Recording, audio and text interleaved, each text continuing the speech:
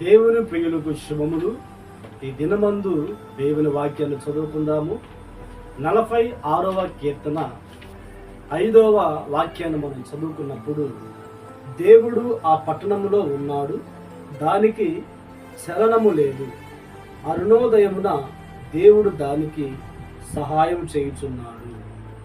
ప్రియ దేవుని బిడ్డలారా, మనము చదువుకున్న వాక్య భాగంలో దేవుడు ఆ పట్టణములో ఉన్నాడు గనుక దానికి శరణము లేదు.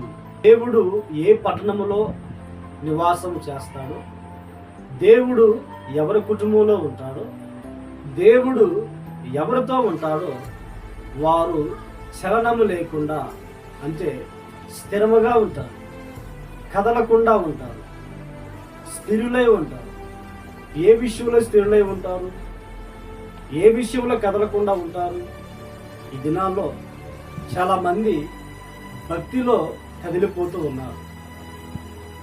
కుటుంబంలో కాస్త ప్రతికూలతలు ఏర్పడినప్పుడు, బాధలు ఎదురైనప్పుడు, అవమానాలు శ్రమలు ఎదురైనప్పుడు భక్తిలో కదిలిపోతున్నారు, చలించిపోతున్నారు. నాకేంటి ఈ శ్రమలు వచ్చినాయి? నేనెందుకు ఈ కన్యలతో ఉన్నాను? దేవుడు నా జీవితంలోనికి ఈ అవమానాన్ని ఎందుకు అనుమతించాడు? ఈ కష్టాలు ఎందుకు అనుమతించాడు అని చలించిపోయి దేవునికి దూరం అయ్యేవారు ఆయా చోట్ల మనకు కనబడుతూ ఉంటారు. నాకు తెలిసిన వృద్ధాప్యంలో ఉన్నవారు 2 ఉన్నారు. వారి కుమారుడు మద్యానికి బానిసై ఒక దినమందు అనారోగ్యం చేత చనిపోయాడు. అయితే ఆ వృద్ధాప్యంలో ఉన్న ఆ తల్లిదండ్రులు దేవుని ఆరాధించేవారు, దేవుని మందిరానికి వెళ్ళేవారు, మంచి సహవాసానికే వెళతారు.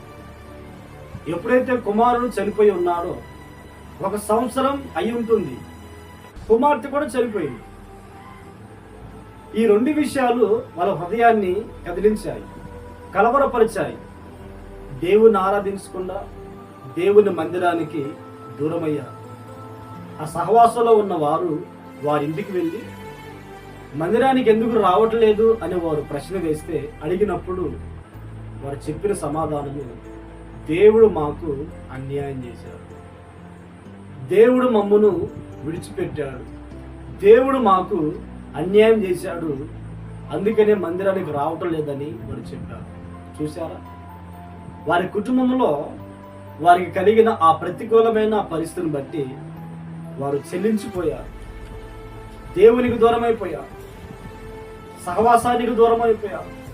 ఈ దినాల్లో మనుషులు చాలా మంది ఏదో ఒక సందర్భంలో, ఏదో ఒక విషయంలో కాస్త ప్రతికూలతలు వారి ఆత్మీయ జీవితంలో, కుటుంబంలో కలిగినప్పుడు కొంతమంది ఇలాగునే ఉన్నారు, సహవాసానికి దూరం అవుతున్నారు, జీవం కలిగిన దేవుణ్ణి విడిచిపెడుతూ ఉన్నారు.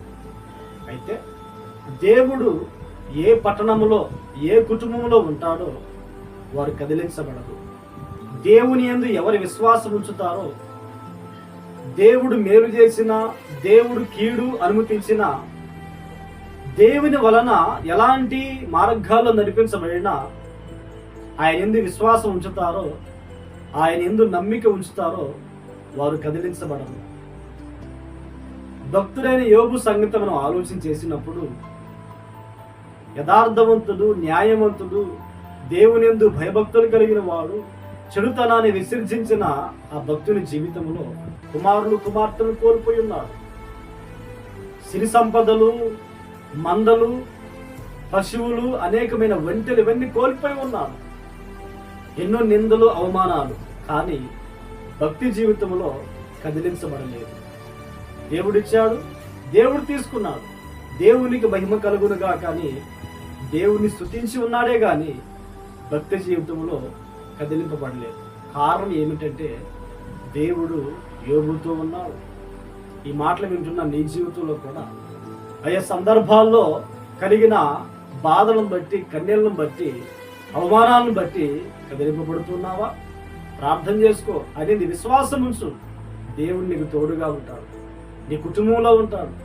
అప్పుడు ఉద్యోగంలో, వ్యాపారంలో, భక్తి జీవితంలో కలుగుతున్న ప్రతికూలతల్లో నువ్వు దేవుని విడిచిపెట్టకుండా నువ్వు స్థిరముగా ఉండగలుగుతావు.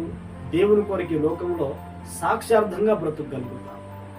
మన భక్తి జీవితంలో దేవుణ్ణి మనం కలిగి ఉన్నప్పుడు, ఆ దేవుడు మనలో ఉన్నప్పుడు మనం ఏ విషయంలో కూడా కదిలించబడకుండా స్థిరులై ఆయన్ని వెంబడిస్తాము. ప్రార్థన. ఆశ్చర్యకరుడా, మహోన్నతుడా, సర్వాధికారి, మీకు స్తోత్రాలైన ఈ దినమందు నీ మాటల చేత మమ్మల్ని బలపరిచి ఉన్నారు.